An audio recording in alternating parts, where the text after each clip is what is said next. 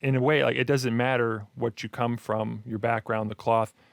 You just treat everyone with respect, regardless. Yeah. Sorry, regardless.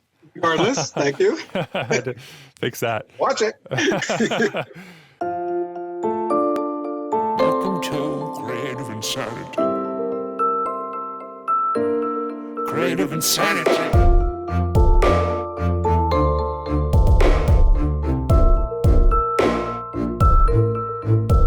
Hey, my name is Servant. I am a rap artist, producer, and other things from Alberta, Canada, and today I had the great pleasure of speaking with Eric Myers, a New York-based literary agent who's had a long, vibrant career not only in books, but film. Eric has been representing authors for well over a decade, but prior to that, he was a publicist for many well-known films, such as Julie and Julia, Zoolander, Fatal Attraction, Regarding Henry, and so many more. As a literary agent, he represents award winners, thrillers, memoirs, young adult fiction, and as a person, his integrity, charm, and sense of style is rarely matched. Eric will be a repeat guest at some point in the future because an hour is just not enough time to talk to him. But today we learn about his story, the importance of history, what his interactions with authors are like, his literary agent pet peeves, and so much more. If you enjoy this episode or have been listening to Creative Insanity for some time, please consider subscribing, leaving a positive review on Apple Podcasts, an encouraging comment, or a suggestion for a future guest for me to have on. It's a great way to show appreciation for this free content, and it's greatly encouraging to me.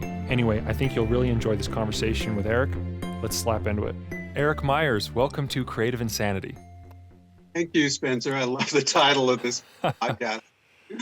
Yeah, I get that a lot. And it came to me as a sudden burst of inspiration, and I didn't want to let that one go. So I'm glad that it's resonating with so many people because it's a funny play on words to be creative in sanity and then to be creatively insane at the same time. Yes, true. So you are a literary agent. Is that a correct? Yes. That's correct. So I wanted to know a bit, before we get into your line of work and what we can learn from that, I wanted to explore a little bit about you as a person. What was little Eric like? Where did you come from? What kinds of things brought you to your line of work? But start early. Okay, I will start early because I started late as a literary agent. I'm an LA kid. I was born and raised in LA. My dad was a publicist at 20th Century Fox Studios. And his time there pretty much exactly coincided with Marilyn Monroe's. He started working there in 1949, which is when she first came under contract. And he left to start his own agency in 62 or 63. And he had great stories about having to pull her out of bed for press conferences. He used to joke that he was the only man in Hollywood trying to get Marilyn Monroe out of bed. Oh, that's funny. Yeah, and I remember, sometimes he'd bring me to 20th Century Fox with him, on a weekend or whatever, and I'd be playing on the back lot and on movie sets. And I remember being on the set of her last movie, Something's Got to Give, the famous nude swimming sequence. I was on that set with the swimming pool and the balcony and everything, and it had just been shut down. Wow. Shortly before death. And there were still a couple of crew members kind of wandering around like lost souls, wondering what are we going to do? This beautiful set with a big Beverly Hills style swimming pool and no movie to make. So I grew up in the movie business. I like to refer to my family as Hollywood peasantry as opposed to Hollywood royalty. It was almost more of a blue collar type of thing. And so I grew up with a certain sensitivity towards movies, and movies became one of my major interests when I was growing up. I was much more interested in seeing old movies on TV than I was in seeing, the latest episode of Bonanza or whatever. Mm-hmm. And I wound up getting a degree in film history and film studies at a double degree university at the University of California, Los Angeles, UCLA, and Sorbonne. I studied in Paris at the Sorbonne for a year, studying film history. And I had always been a big reader, of course. And I wound up making my living for many, many years as a film publicist myself. I was what was known as a unit publicist. And I was the guy on the set who handled the media when they would come to the set. For example, if Entertainment Tonight came to do a segment on the movie that I was working on, I was the one who worked with them and got them the interviews they needed with the stars and the director and the B-roll footage of the cast and crew at work. If the New York Times sent a journalist to do a story, I was the one who essentially worked with the New York Times reporter who would send to answer their questions, to get them their interviews they needed with the creative people. I did that for many years, many decades. Some of the films I did, some of my favorites are actually around the 80s, like Fatal Attraction, Wall Street, The World According to Garp. Oh, really? Wow. Oh, yeah. More recently, I did stuff like Julie and Julia, Sex and the City 2. Oh, man. Yeah. I went to Morocco on that one, in fact. So I have credit on, I think, about 60 movies. You know, I'm one of the many, many names in the credit crawl comes up at the end. Yeah. And usually I spelled my name right, not always. But during the course of that, right around 9/11, I realized that was all kind of getting old for me, and I wanted to branch out and diversify a bit. And of course, I'd always loved reading. I'd also had several books published as an author. In the 80s, I co-wrote a couple of coffee table histories of Hollywood set design. Oh, really? I didn't know that. Yes, the first was called Screen Deco. It was all about the history of Art Deco movie sets from the 1920s on, when Deco first started, and how basically Americans were first introduced to Art Deco through these incredible sets they saw when they went to the movies. You know, whether it was the Stair Rogers musicals, whether it was The Wizard of Oz, which was the Emerald City's Art Deco, Busby Berkeley musicals from the 30s. So I co-wrote that with a friend who's also a film historian. And then we did a follow-up to that called 40s Screen Style. And both of those books are published by St. Martin's Press. And then several years after that, on my own, I wrote a biography of an American author named Patrick Dennis, who is best known today for having written a novel that was very, very popular called Anti-Mame, which became a major stage play, and then a movie, and then a Broadway musical, and then a movie of the Broadway musical. And he was an extremely popular author in America in the 50s and 60s. And wrote about 16 books, but he saw himself going out of style. And it is an interesting story, that he had a very interesting life story that I very much wanted to write about, and did. And so I already had a foot in the door as an author, as a published author. It had books published by a major publishing company, and I liked what I saw in publishing. And I realized that I might want to develop a sort of ancillary career at that time as a literary agent while still doing the movie publicity. So I did that. I did both for quite a while. And in fact, I was doing movie publicity up until 2013. The last movie I did, 2013. But after that, I decided enough. I just want to concentrate on being a literary agent now. That's what is giving me the most fulfillment, and that's what I like best. So, so I did. Well, it's quite the journey. It's very interesting that you would get to experience some of these film sets in person, like with Marilyn Monroe, something classic like that, and then you get to co-write something that puts the Art Deco into history, like in such a big, like in a coffee table way. Like I always thought that those books were so cool, these big coffee table books that you would want to endlessly look at the pages. And I know when I've gone to bookstores, which hasn't been a while, I admit, since COVID, Sure. I am always attracted to those in like there's a movie section, film art and stuff like that. And I'm always flipping through because I'm fascinated by film as well. And I know that when we met, it was a long time ago now, kind of, it was several years. And I think it was about 2014 or 2015. 2015 or 16. Okay. It was at the Surrey Writers Conference. That's right. Yeah. Yeah. It's amazing how time has flown since then. But if someone were to have told me that you were involved and someone who appreciates old film at that time, I would have accepted it instantly because you have an immense sense of style and the way that you hold yourself, the way that you dress yourself, even you just have something, and I mean this in a nice way, like old-timey, something delightful from the past is, I guess, a good way to put it. And so I think that's in part why I was attracted to talk to you and just thought you were a fascinating person. You just had that kind of presence. So it's interesting to me how you've gone from film into writing into representing other authors. So there are... Past is something I've always cherished, you know. I'm big on preservation of everything. Culture, architecture, you know, film. You know, there's so much in the past that we're losing so quickly. And you know, in terms of the way I've dressed and everything, I mean, I got into vintage clothing at an early point in the game, and just in terms of the books I've written and a lot of the books that I've represented, you know, a lot of the authors I've represented have written about the past. In many cases, about film history, film personalities of the past.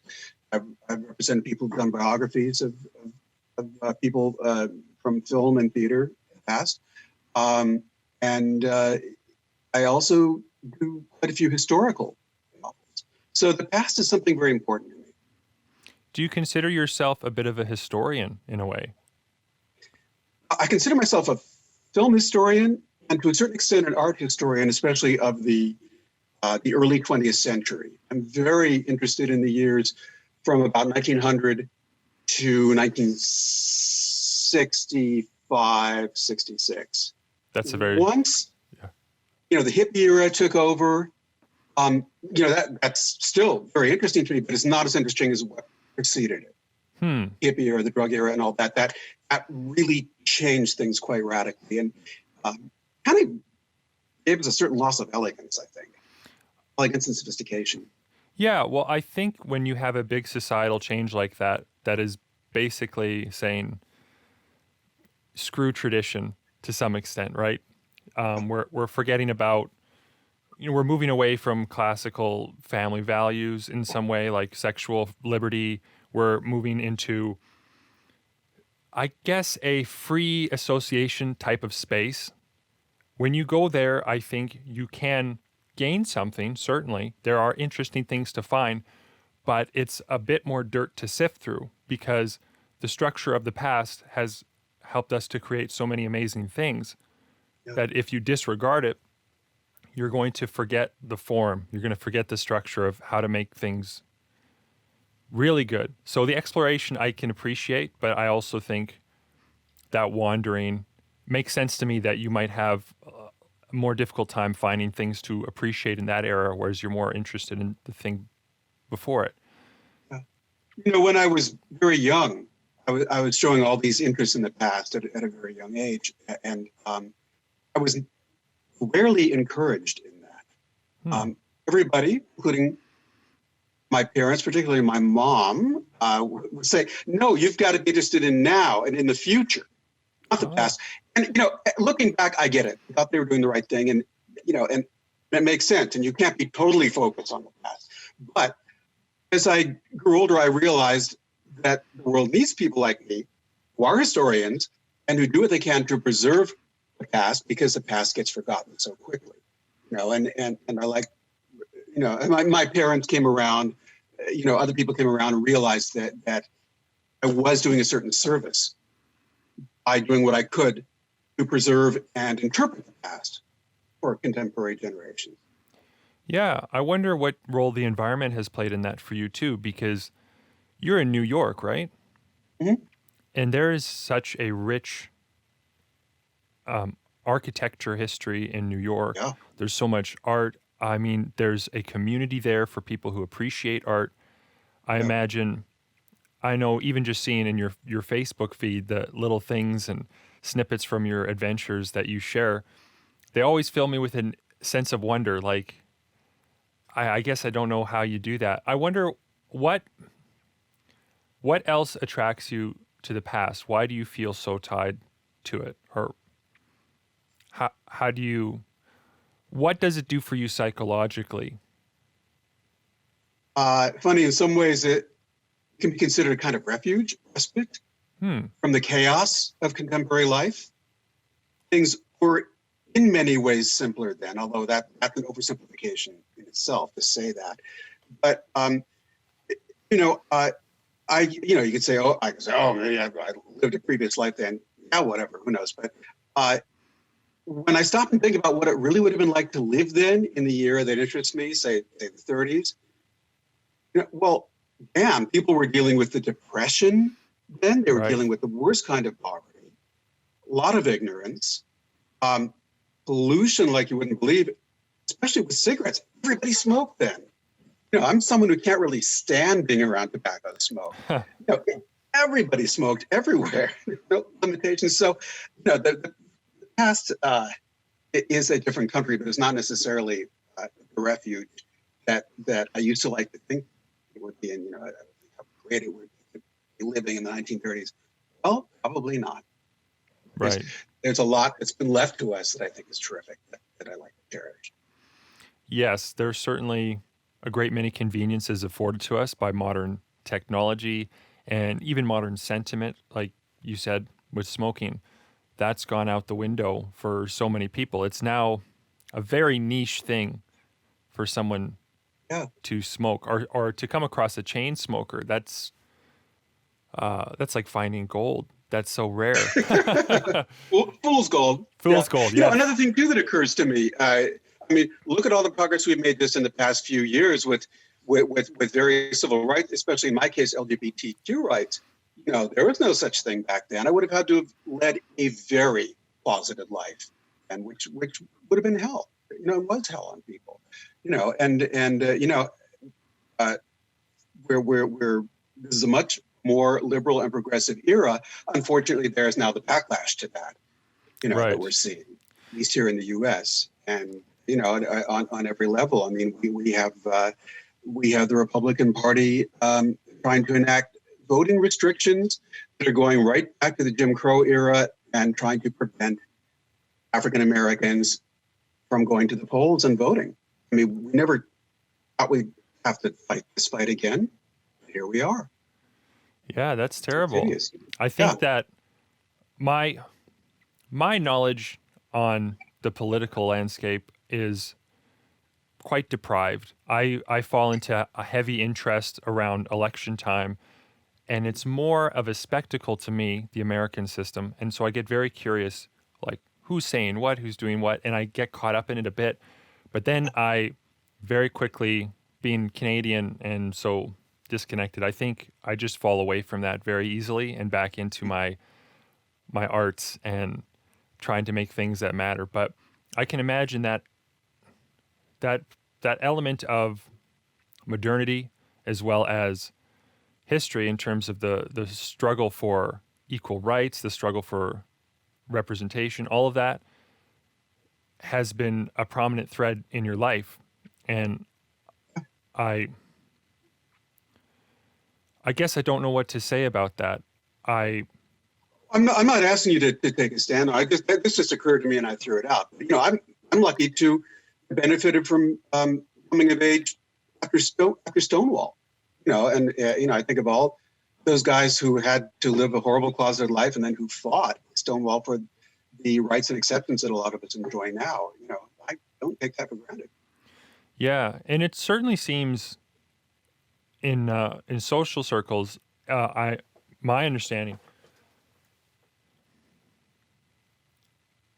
it is a much more accepting time, but it is alarming that there are people out there who are not accepting, and they can find a group about that and rally and rile themselves up. Yeah.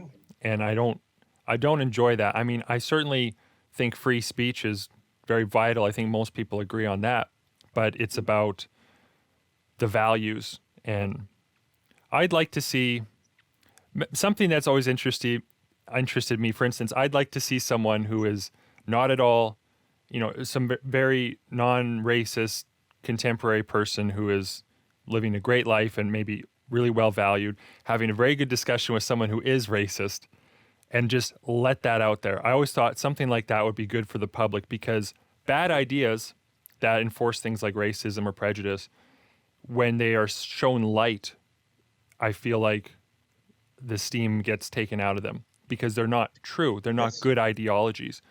And when we get too protective of ideology in any sense, that's when it can fester and grow. If we say, like, you can't talk about this, we're not gonna bring you on to this show to discuss your views, I think that it can create problems because then they just stay in their echo chamber. And so Right. I kind of think communication is the answer to most everything. And it's partly why I'm interested to podcasts, but I don't have the resolve for the politics side of things. Mhm. Yeah, but it's interesting that you mentioned this about how good it would be to see more of people with opposing viewpoints having real discussions with each other. We don't have enough of that, certainly here in the U.S. I did hear an interesting brief segment on a public radio broadcast of exactly what you're describing, of this very right-wing guy and a very left-wing guy having a civil conversation and being as open as they could to each other. And it was interesting, neither really seemed to change the other's point of view. But it was nice to hear actual communication taking place without anger. Yeah, that's I great. wish there were more of that. I agree. And I think that the old form of media, what legacy media, I think they're calling it now, things like CNN and Fox News, and it's becoming a dying form of news because of how clickbaity it can be and attention grabbing. And what more people are going to are things like podcasts. They're going to, they find maybe a political pundit that they really like on the left or the right, and they listen to them in long form conversation.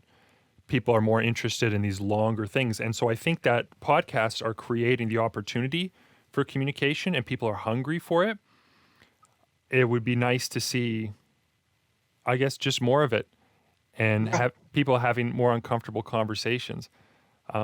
So I guess when I said I didn't know what to say about it, I guess I felt a bit like in awe and also a bit sorrowful that you would have to be dealing with that you would see people have such visceral and terrible views on things, Well, I feel very, very sad about the fact that there were some major figures in the civil rights movement in the 60s who fought very hard. The African Americans fought very hard to get the vote and to get terrible restrictive Jim Crow laws repealed.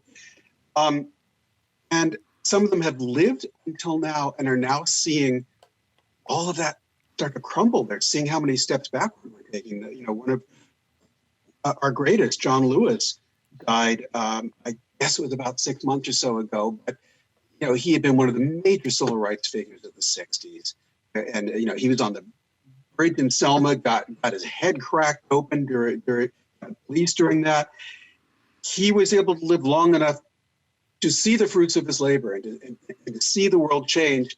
He also lived long enough to see it start to slide back to those horrible days. And to me, that's just devastating. Yeah. I think something that bugs me a bit, not to stay on this for too long, but I do worry a bit about, it seems like once you get anybody into groups, it just deteriorates. You get like the right wingers, and then you get, even I think in the LGBT community, for instance, there seems to be vast disagreement among subsections of how to handle certain issues, right? Like some people, some folks in this community have problems with other folks in this community, and it becomes troublesome when an individual tries to speak on behalf of a group, but then there are certain things that ties everyone together. It becomes really, I've always just thought of people as individuals, and I know that I grew up in a very for instance, a very white town. We had people who were from different ethnic backgrounds. We had some people in the Native community and beyond, but it was a very rare thing. Like my friend Stephanie growing up, she's of Asian descent, and she was one of the few in my school who was. So I didn't see many people from different ethnic backgrounds, but my experience with things was everybody's an individual, and that's what I learned growing up. You know, you're not. It does, in a way, like it doesn't matter what you come from, your background, the cloth. You just treat everyone with respect, regardless. Yeah. Sorry, regardless. Regardless, thank you. I had to fix that. Watch it. But it was so I guess I didn't think of. You might notice someone's of a different ethnic background, but I never thought growing up so much in terms of race. And it seems that now in my adulthood, race is, you know, I know it's been a bigger reality for people in other communities, sadly, but I don't think the answer is necessarily, I hope it's not controversial to say, but to lean into the group dynamic, I don't think is helpful to say. I think it's more useful if we focus people on the individual, because that's where we see the universalities come out all the time. And I don't like grouping people so much, like, oh, you know, black people are like this, or, you know, white people are like this. Right. You know, because I don't think anybody's advocating that, really. Yeah, I guess I hope not. It's interesting while we're talking about this. I'm thinking of one of my clients who is a name that I'm sure is familiar to you, much of your audience, Beverly McLaughlin. Oh, really? Yeah. Yes. You know, she wrote a wonderful memoir last year called Truth Be Told, and you know, she has fought for a lot of these issues. You know, when she was the first female Chief Justice of Canada's Supreme Court, she fought for a lot of the issues that we're talking about. You know, she helped bring about a lot of First Nation rights and same-sex marriage rights, and you know, she's someone who I think, you know, really sees people as people. She's an amazing individual. And I'm so happy and proud to know her and to represent her, and to, you know, to be able to do my little part in getting her book out there.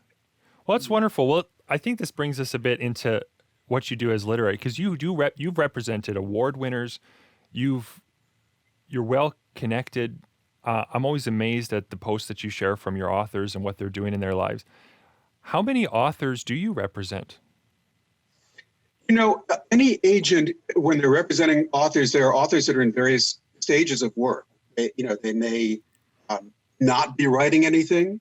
They may be in the process of writing something that's going to take them years to complete, whatever. So, you know, I could say I don't always stop to count, but I could say I have an average of 40 clients at one time or another, but it doesn't mean that they're all working and that I'm busy with all of them.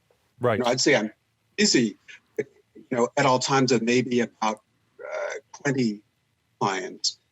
You know, it all depends on what stage of their work a client is in. You know?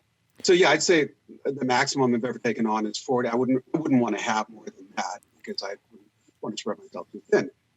Yeah. It's a question of, you know, who's working on what at what time. Right.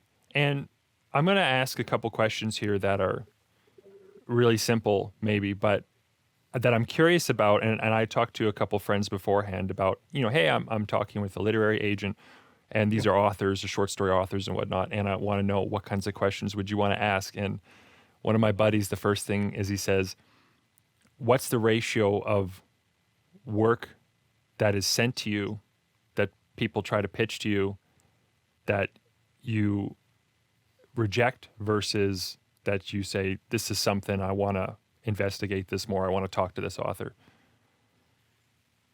I think most agents will probably say that it is 95% that, you know, there's about 5% that you do want to pursue. And when I say want to pursue, like you say, you know, finding out more, talking to the author, seeing if they really know how to write, which is a big consideration. For example, look at memoirs. You know, some of them may have a fascinating life story, If they can't tell that story well, I can't really take them on as a client. Right. So literary agents have to be very careful and very selective. That's one of the reasons that major publishers insist on only getting agented submissions, because we agents act as sort of the first line of defense, the clearinghouse. The publishers know that if we feel that something is worth bringing to their door, and we've already filtered through a lot of what isn't worth that journey. Right. So it's a very small percentage. I have to be very careful. Agents do. Right. So I appreciate hearing that. I wanted to know too, I imagine you must, do you have any pet peeves when it comes to how authors approach you? Because, I mean, as a literary agent, it's a kind of hallowed position for many authors, I think. There's traditional and then there's non-traditional publishing as well, which I'm sure we're going to talk about. But, for me, writing stories, I go to this Surrey Writers Conference and I find out someone at this table or someone over there is a literary agent. It's suddenly like this air of interest. Like these people are like, they're closer to the gods somehow. They're, like you said, they're filtering towards publishers, so they have some kind of authority. But I imagine because authors maybe have that instinct that you get approached in weird ways or maybe untimely or tactless ways. I just wanted to know, like, what's a bad... Funny, going back to what you just said about people's aspiring writers' attitudes towards literary agents. I go to one conference every year, which shall remain nameless because I don't want anyone to be concerned about this. But I had heard they have a pitch fest thing where it's like speed dating, and you get all these pitches from. Yeah, I've done that on the author side. Yeah, and I had heard from someone that a lot of the authors who were waiting for their turn were passing out, throwing up. Oh my God, no, I don't want to have that kind of power over people. I don't want them to have to react that way to the idea of meeting me and pitching their project. Oh God, so it's easy for me to tell people relax. I hate it when someone says relax to me. You can't command somebody to relax. It doesn't work that way. But I would just hope that people could try to perceive us as people and not as as someone with life and death judgment. But in terms of pet peeves, the only pet peeve I have, and I haven't encountered it in years, is someone who basically comes to me thinking that I'm not just an agent, but an editorial service. Someone who, for example, gives me the first draft of their book, their manuscript, and expects me to take them by the hand and basically teach them how to write. That's not what I'm here for. I don't want you to come to me until you're sure that your manuscript or your proposal is in the best possible shape. And then, of course, I may have suggestions on how to improve it. But that I need to know that if you're coming to me with a manuscript or proposal, it's in really great shape, like 95% there. So because that's kind of presumptuous and misguided of someone to just expect you to suddenly become their mentor and their editor. Yeah. I can't think of many other pet peeves that I have. I think that most of the people who approach me seem to understand the process and they do it the right way.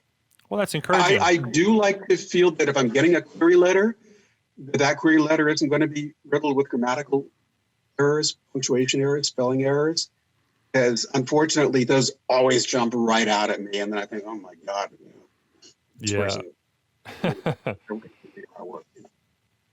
Yeah, those are important things as a writer. If you're reaching out to a literary agent, you should probably have someone proofread it. Just seems like a good idea. You really should. Yeah, Yeah. preferably someone who has a really good sense of grammar Yes. and punctuation. Well, and I've learned as well. I'm a published author now in short story form, and I have friends now who are published authors. We can, there's not like a us versus them, like the published versus the non-published. Everybody makes grammatical errors. You might be a much cleaner writer, but you're still going to miss something usually. So you need somebody. I think of my buddy Garrett Davis, who is a short story author, and he was on first episode of this podcast, and he is not as clean a writer as I am, and I think that he would agree with that in terms of his grammar and stuff. He's very often asking little things, but he's too humble to agree with this, but he's a better storyteller than I am. He knows how to very quickly get at character and draw attention and interest, and he has very peculiar thought patterns that just bring you in. So he has this X factor that's what it's worth, but he knows that he has to go through so many drafts. He knows that he needs people like me to read through it and give him feedback. And his stories, I think, in many ways are very strong because of it. So I think that's encouraging to hear that you don't get too much of that, or that it's been years since you've had someone approach you. I know one thing I can say that is often a red flag to me is if someone is sending me a query regarding their memoir, and one of the things they say in it is, all the time people are telling me you should write a book. Oh. I need to explain why that's the wrong thing to say. That's funny. Doesn't mean that you can write a book. Yeah. Yeah. It's often a response that people will give as an answer to someone's interesting life story, especially if they're talking too much. Oh, wow, you should write a book. Oh, that's funny. Just to get rid of them. That's an interesting How many times have we observation. done that? Yeah. Well, I'm trying to think. I don't think I've been told to write a memoir yet, so this is good. Okay. This is good. But your life, what I know of your life is not uninteresting. Well, thank you. And maybe you would find its ultimate expression in the form of a novel that's, inspired. Yes. Well, I think for myself, I've learned fiction is my happy place. And what's funny is that I don't read many fiction books these days. I read some, a little bit here and there, but my experience, I will be very inspired to write for fiction after watching a good film, for instance. It's one... Cross-fertilization. Yes. Yeah, and I've had conversations with other writers about this, about how steeped, there's a very Stephen King approach, which is you read all the time, every minute. You're at the dinner table, you read. You're standing in line at the bank, you read. And I don't know if Stephen King still espouses, or as harsh as I'm bringing that out to be, it's not like he does have a focus on his family, and he thinks that's important, have your writing in the living space. But I know I'm referencing his book on writing, where he talks about just read all the time, and he says something about reading brings you into the country of writing with your bags packed. So for him, he really strongly associates. And I've had conversations with other writers, like, do you really need to be reading all the time, or can you get inspiration from other places at a certain level?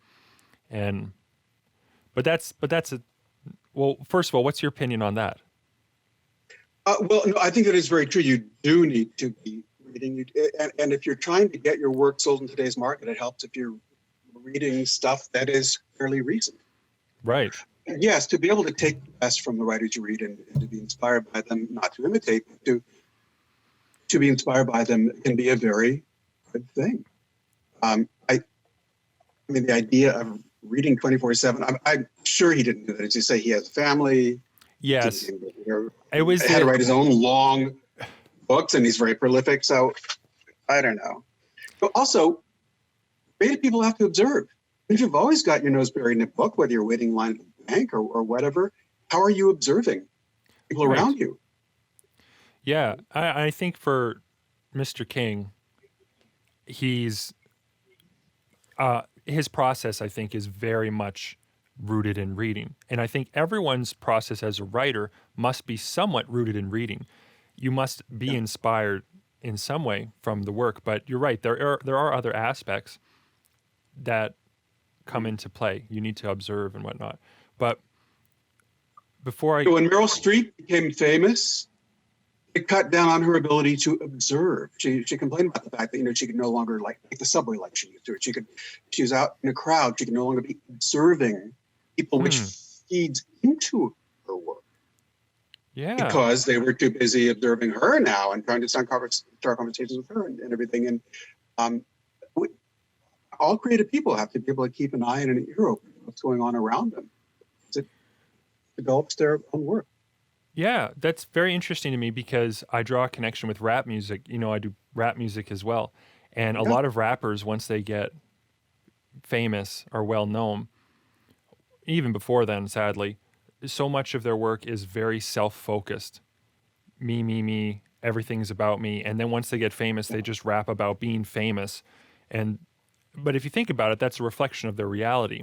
If they're observing this now, they see this in their environment, people treating them differently, friends that they're making, do they like them for them or for their success? Now they're thinking about these issues. And I think that appeals to some people and it's vicarious living and it's interesting, but not so interesting to me now.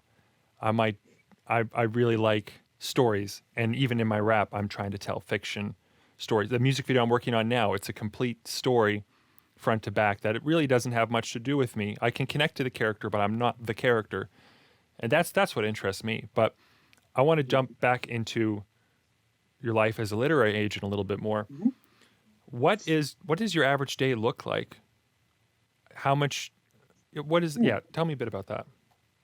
Yeah, my average day involves a lot of emailing. It used to involve a lot of emailing, a lot of phone calls. But emailing has, to a very large extent, supplanted a lot of phone calls. Phone calls are usually reserved for special important matters to discuss, whatever it may be.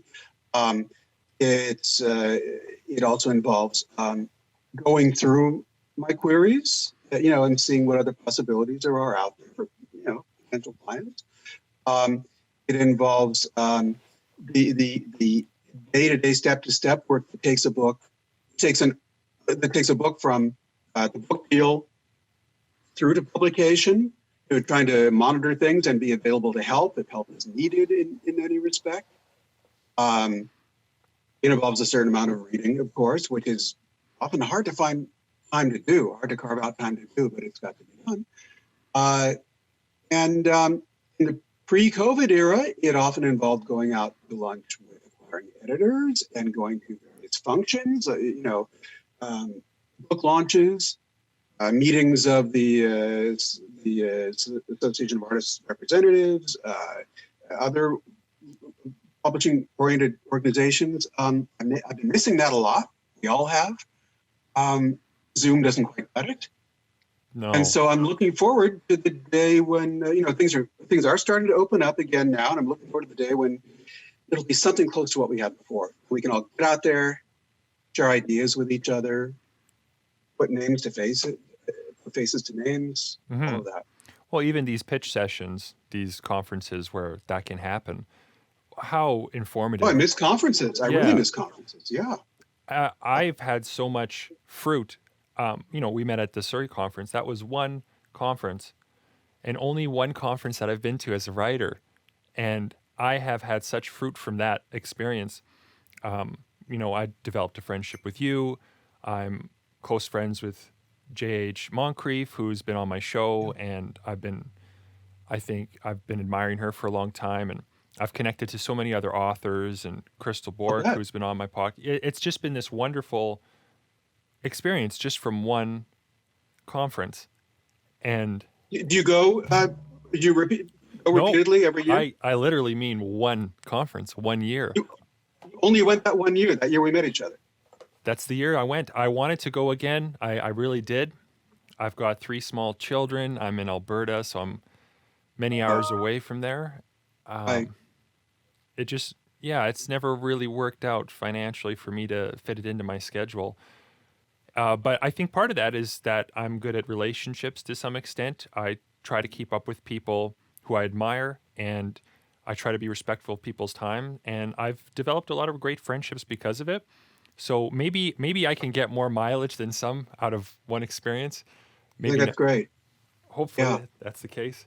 And, you know, there are some conferences that maybe it's because of this more intimate size, but they tend to not just be a once a year type of thing. Friendships are formed at some conferences that really last. You know, groups of friends that encourage each other with their writing, and they come back to the same conference year after year, and you know, they see each other grow and develop. I go to one every year, the Santa Barbara Writers Conference, and I've been going, I guess, 5 or 6 years now, and it's been great to make friends, make relationships there, see them grow, bring some people into print, encourage other people, give what I can give during the couple of days that I'm there at that conference. There's a familial feeling, collegial feeling. And this is something that a lot of writers' conferences are very good for. You know, and that lasts all year. These are very often, as you know, the people that you meet at these conferences, you stay in touch with. And it's not as if you just see them once a year. Yeah, and meeting with people as peers, where we're all in this together, is so vital for any creative. And I've been the creative who's been in his own world, in his own box. When I wrote the majority of my first album, for instance, I had no connection to anybody in the city I was in the community of hip hop. I had no connection. I'd never seen anybody, never talked to anybody. And then when I did have some experience with it, it didn't always go well. I've since learned I don't really fit in the typical hip hop community, and I'm really cool with that. But it was very lonely, and it's been so invigorating for my creative life to connect with people in that field, and then also in writing and everything else. I wanted to ask you, how important is, or how diverse is your social life? You strike me as a very social individual, but the nature of your work is also very social. Like you said, full of emails, meetings with people, connecting A to B. What role does that play in your mental health? My mental health, I don't see it as detrimental. Well, that's good. I don't think it's hurt my mental health in any way. It's a part of my life. I couldn't imagine my life otherwise. And in terms of social, you know, I during the pre-COVID era, I was someone living in New York City who was out every night, just about. Whether it was at a movie, an opera, a play, dinner with friends, you know, it was rare that I would cook and eat dinner at home. Of course, the past year and a half, I've been completely getting back into cooking and loving it. You know, and dealing pretty well, I think, with nights, evenings in at home. I'm also glad to see us starting to emerge from that, and I hope that continues. But I live in a city that provides a great deal of social and cultural stimulation. That's why I moved here from Los Angeles. I wasn't getting that in LA, and I knew that New York was a place for me. So, yeah, you know, I think writers need a certain amount of solitude. They do also need to get out there too. You know, you've encountered, besides being a very fascinating person yourself, you've encountered many fascinating people, and you've been very close to the work of others who have led very bold, big, creative lives. You know, people writing memoirs about their lives. I'm very curious, have you seen any threads, or what have you learned from others who have been the authors you've worked with or been in films that you've been a part of, and how they stay sane or insane? Like, what lessons have you learned from others who are fascinating to you? You know, one of the greatest lessons that I learn, I put that in the present tense because it's something I don't think I will ever master to the degree they have, is the quality in art of concentration. I think any creative person needs to be able to concentrate, to get in the zone, as they say, and to stay there for a while. And I don't think everybody can do that. You know, whether you have ADHD or if you're on the spectrum or whatever, even if you're not, it's often hard to control what they call in Buddhism the monkey brain, to be able to Yes. focus down, to be able to meditate. And I'm always trying to improve that aspect of myself, and I admire it in others and the people that I've worked with. They are able to concentrate on the task at hand that matters and to see it through to fulfillment. And I think that's very important and something I'm always working on myself. So I take them as a source of inspiration. Wow. Isn't concentration at the root of so much that we do? I think it is. I agree with that. I know that I've taken great pains to craft my environment in a way that facilitates concentration. Even my studio right now is detached from my home. I live in Canada. We have a little bit more space here, so I get that as a... This is your man cave? It's my man cave, yeah. I'm very appreciative of it. But I also work from here, but not from here. This chair is for play. Like, this is for fun. I have great conversations in these podcasts, and I make my music here. And if you could see what I'm looking at, this wall is covered in books and things that are at a confluence of angles for shelving. It's great. But on the other side, I have a hole that is a computer and nothing else, where I sit and do my paid work. Not to say that it doesn't give me any fulfillment, but it allows me to concentrate better on that, because when I'm in this chair, I want to start making music when I really should be editing these testimonials or something. And I really like that you notice that and that you appreciate it, because it is something that in society, and for young people especially, is being squeezed out of them. We have so many devices, so many things. Yeah, exactly. How can you concentrate? Multitasking? You know how it is when someone asks you a question and you start to answer and you know that they're just not listening to you. They're off in their own world and they're thinking about something else. And you kind of wish they just hadn't asked you. You realize it's not getting through. And we all have good friends like that, people that we love, and you just want to, I'm sure I've been guilty of it myself too. Yeah. I'm sorry, I interrupted you there. No, it's a good observation. And I experienced that in my own life. And I've done it as well. I know I've done it. My wife has pointed it out that I've done it. Yeah. And I think it's very vital, not just for artists and creative people, but to cultivate that sense of focus. Because attention is I really believe that attention is the most pivotal economy in the world, the attention economy. Everyone wants your attention. And all these companies want your attention, all these devices, the apps are very interested in keeping you there. You have forces at work that are trying to divide and conquer your attention. And so we have to become especially adept at keeping it and protecting it and teaching our children and young folks who maybe didn't have that quiet room full of books like you're sitting in now. Growing up, they had devices in it. We need to pass that along. And I worry about that. How do you deal with that with your kids? Are you concerned that they won't be able to focus as they get older?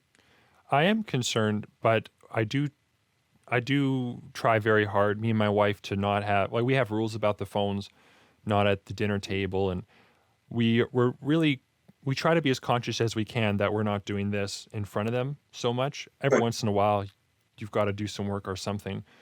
But it's about setting the phone down and having it be background, or not even taking it into the room with you is the other thing. Yes. If we go on walks together, we very often leave our phones because we don't need it. And we were very good about, I know in Canada, for instance, they recommend that children up to 2 years old don't experience any television whatsoever. And it's a proper recommendation that not a lot of people follow, but we've stuck to that. No television time for the infants, and then they get it in very small doses.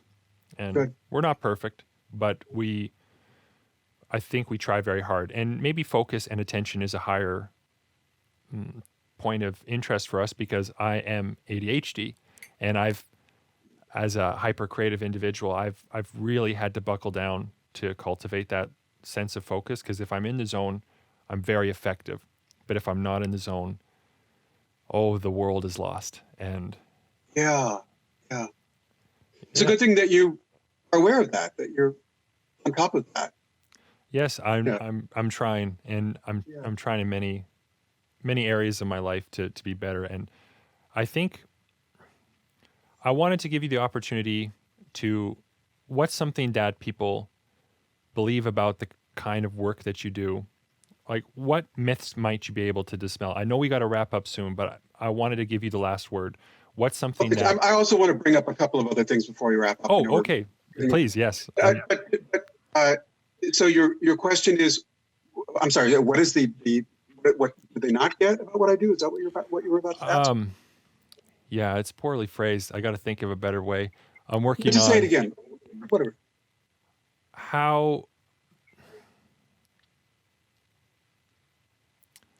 What else might surprise people about your profession? What would people not know?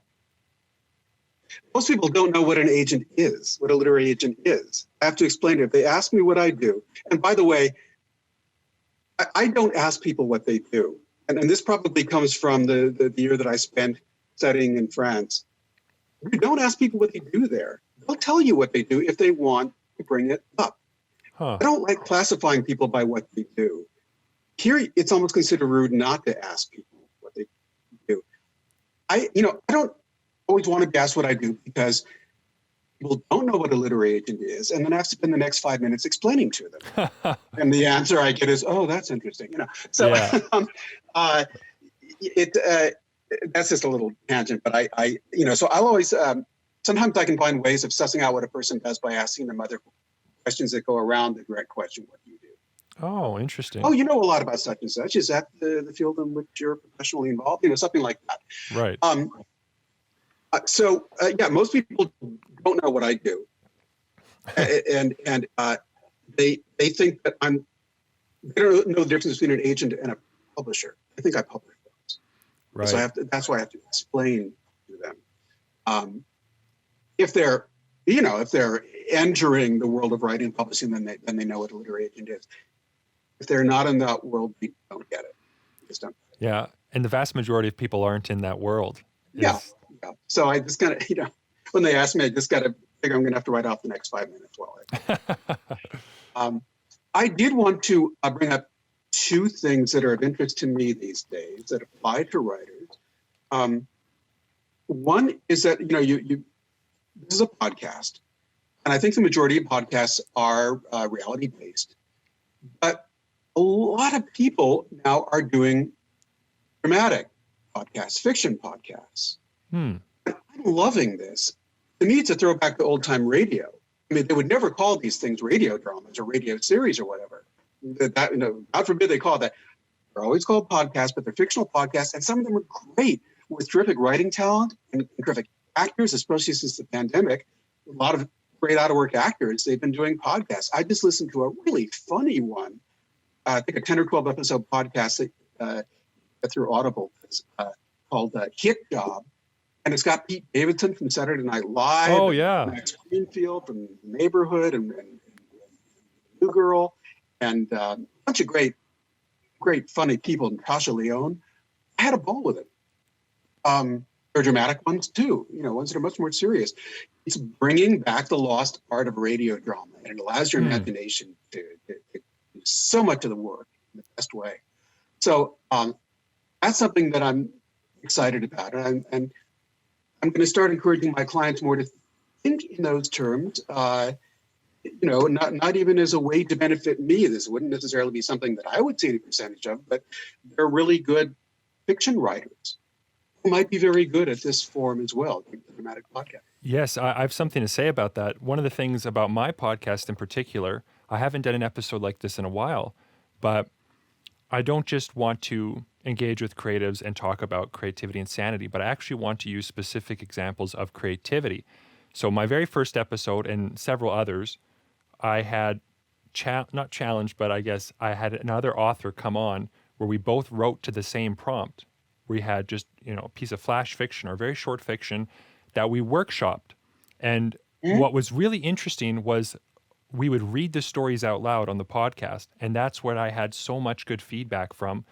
In fact, I had written, me and J.H. Moncrief, we both wrote a story to the same theme. We split it between 2 episodes because they were so long.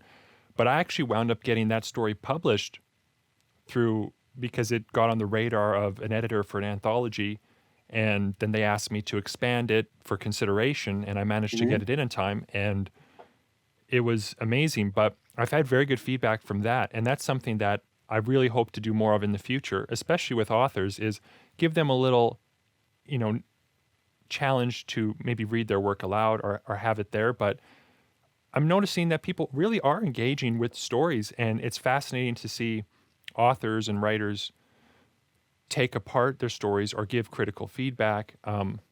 So, hey, maybe I'll just throw that out there. If there's any authors who you want to work that bone, a certain opportunity for it would be on my podcast. I'd love to talk to anybody and do stories. It always gets me writing too. So, what you're describing is sort of like what what a writing group, a critique group does, in a way. And what I like to see people carrying from one writers' conference to the next one. This idea of a community of fellow writers who you can share your work with, and they can give unbiased feedback to you for that. It just and vice versa. I think that's important. I think that most writers need to be part of at least a small community, a small group that they can get feedback from, and that's sort of what you just mentioned.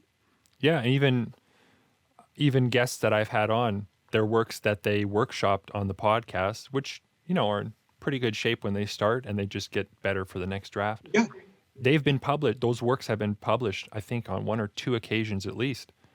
And right. So it's a nice tool. There's something there. But there was another thing that you had to say. You said, I have 2 more things. Yes, the other thing is that, and this ties in with that a little bit. I'm a big fan of. Well, I don't want to just say Audible, because Audible is not the only recorded book company out there, but it does manage to be the clearinghouse for most of what's been recorded. But for those of us who feel like we're not getting enough time to do the recreational reading that we would like, this is one way to do it. It's not the same experience as sitting down with a book and reading it. But in many cases, especially with fiction, you can have a really terrific actor reading the work of a terrific writer to you while you're doing something mundane, like you're on the Stairmaster at the gym, or you're cooking in the kitchen, or you're cleaning the house, and or you're on a long drive. So I've really gotten into Audible downloaded books over the past few years. I've had some great experiences with them. One of my favorite ways to experience, and I say experience, a memoir by a living celebrity, is to hear their Audible version of it rather than to read it, because then you really get it in their own voice, and it's like they're your close friend whispering in your ear. So I've listened to a lot of terrific memoirs by contemporary actors, writers, and it's a whole different experience. Yes, Matthew McConaughey has a book called Green Lights that's I've downloaded recently on Audible that I'm very interested in. I've heard really good things about it. And Tiffany Haddish wrote a really funny memoir, that's maybe a hell of a lot funnier hearing her read it. Yeah. And it will be on the page.